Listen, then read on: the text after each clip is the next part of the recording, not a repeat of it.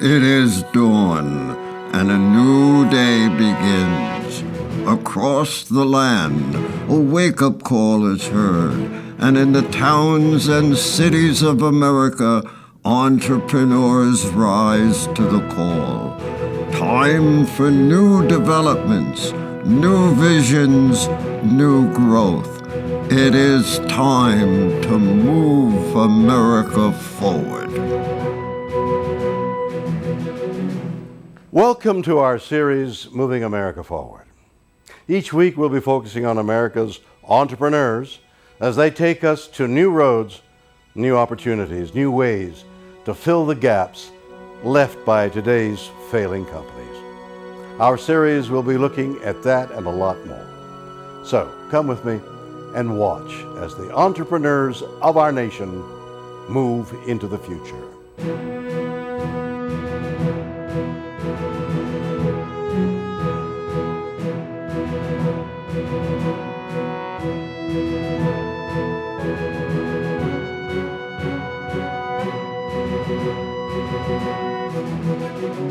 I'm William Shatner, and you're watching Moving America Forward. And I'm Doug Llewellyn here in our studios in Los Angeles with our guest. I'd like you to meet him now. His name is Jason Bauer.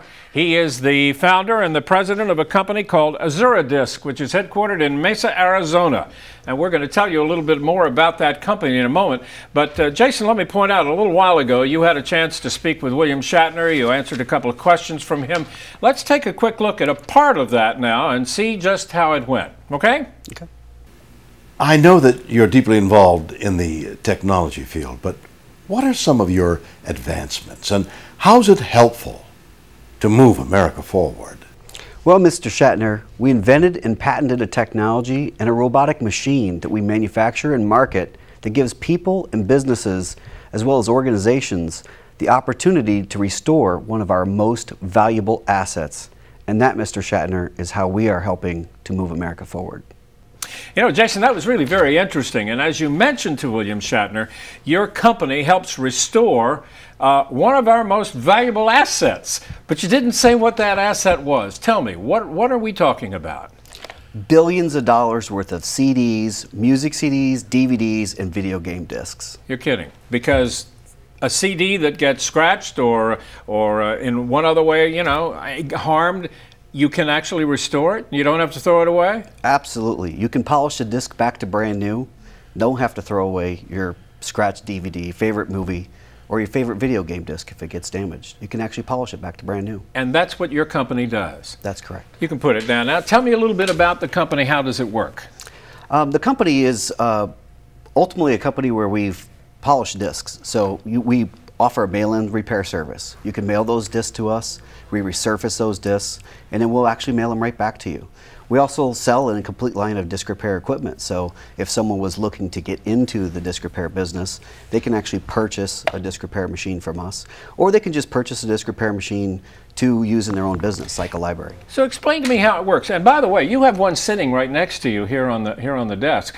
That's a pretty small one. I know they come in different sizes, but explain a little bit about what this machine does.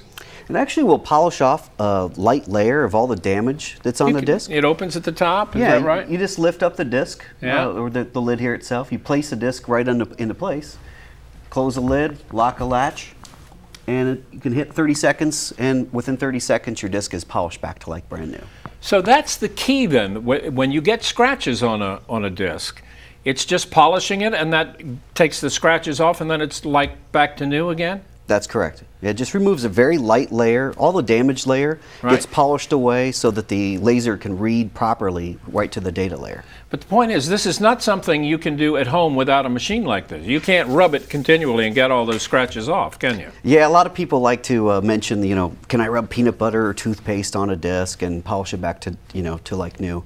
And although some of those, you know, little wives' tales, you can actually get out light little scratches. Yep. If you properly scratch or seriously scratch it, it's like most of us do. We leave our CDs laying around, or our kids get a hold of them. They get pretty deeply scratched. So it does take an industrial level, you know, machine to properly polish it out so that the optics stay proper. So, but for someone who's paid a lot of money for computer software, or 12, 15 bucks for a CD of music, or a DVD or a Blu-ray disc where you could spend $30 or more. They are repairable, and I think that a lot of people are not aware of that. That's correct. Yeah, a lot of people don't realize too that you can actually repair the same disc over and over. In fact, a lot of video game stores that rent out the average music, right? Sorry, not music, but the video games. Video games. Yeah. Those are very expensive. In some cases, they can cost upwards of $50 or so. You can actually restore that disc to back to like new again. So it restores the value to it. So not only plays like new, it actually looks like brand new as well. One thing you showed me a little while ago, which I found fascinating, demonstrate how one should sit a CD down. Because most people, I think, and turn it around, I am right that they think it's the other side that is the side that's the most vulnerable, and they should not scratch that. Am I right? The shiny side. Correct. In fact, most people believe the side to protect on their, say, music CDs, which is the bulk majority of how we've all learned about optical discs, is they believe that that's the safest side to lay the disc down on the label side. Because they don't want to hurt that side. That's the side where actually most of the information resides on a CD-ROM type of a media. So if you damage that side, a disc may not be repairable. You can actually damage the data layer. If you were to lay it on the actual read side, and it were to get scuffed up, it's not really that big of a deal. You can resurface that side, polishing it back to like new again. Now DVDs and Blu-rays are a little bit different, and those are a little bit more robust and rugged. So your average CD-ROM is a type of disc you don't want to lay on this side. But ultimately, yes, that's true. Most people aren't aware that this is a side where the laser reads through, but you don't really have to worry too much about protecting it because it is repairable. It's just clear polycarbonate plastic. And it's being read by a laser. It's not actually like a needle on a phonograph record was that would scratch it. It's looking at that signal through the coating. It actually plays very similar to how a phonograph works, except it's using light instead of a needle. Exactly. So if you think of the tracks laid around in a spiral fashion, it's actually trying to read that data layer. By looking through that clear plastic, it hits that data information, bounces off a reflective mirror, which is the silvering part or gold-looking layer that you see there, right. And then it'll go right back to the player again. So what a scratch is actually doing is actually causing the laser to misread by splitting the beam or not allowing it to refract back to the actual player again. So as I understand it, you actually have 3 different businesses. Number one is people can send you their DVDs, their CDs, computer software, whatever, their disc that's damaged, and you'll repair it and send it back to them. That's correct. We now just opened up a mail-in disc repair service. The general public have billions of CDs to repair. And most people just don't realize that they don't have to throw away their CDs, and they don't even necessarily have to trade them in or sell them for very little money to their local store. They can mail their discs directly to us, we'll resurface them, and then we'll mail them right back to them. Really simple. I have to ask you if that's a very expensive process. It's very inexpensive. In fact, our average prices are about $1 or less, in fact, in volume. They starts at about $1.75 if you send in one single disc. But the more you send, the cheaper it gets? Exactly. So if somebody has 10 or 15 CD sitting around that they don't use because they're scratched, it would be very cheap to get them like brand new again. Yeah, we actually found that if you, the average person has a lot of CDs. They have, 15, 20 CDs. Yes. In fact, I thought it was low, like 5, 10 CDs. But we've been finding that most people have 50 or 100 discs. So our pricing breaks really break very quickly so that it really is about $1 on average per disc. So that way it's more like laundry. You can send them all to us. Very simply, we repair them all and send them right back. We don't have to worry about picking and choosing. That's pretty amazing. Now, the other business that you have is you actually sell machines for people who want to go into the business to do this themselves. What different kinds of businesses would buy a machine like that next to you? Well, like this machine here was really designed for places like the libraries. The libraries have discs that they check out to the public. Right. Those often get scratched because it's not their discs, so they will not treat the discs very well. Music store, I keep saying music stores, video stores, excuse me, are renting, DVDs out to the public. So those type of places really need to repair a disc very quickly right there on site. So we've we've been selling disc repair equipment into those places now for many years. We've shrank the machines down. They've improved over throughout all of the years, where it's now a small machine. They're pretty inexpensive, but that way it allows that type of a company to actually resurface their own collections, if you will, right there on site. Very fast to do. And there are some individuals. You were telling me about one of the NBA basketball stars who came in and bought one of the machines from you, because he had a lot of bum CDs, I guess, at his house, and he thought it would be worth buying the machine, right? Yeah, absolutely.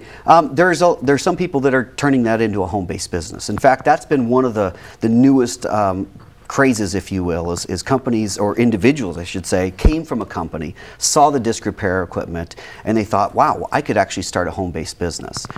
They'll buy a machine because it's inexpensive enough for them to own. Right. They can then buy your scratch discs off their friends. They can Right. get them off of eBay and Amazon and all these online type of places. They'll resurface those discs and then sell them back to the public.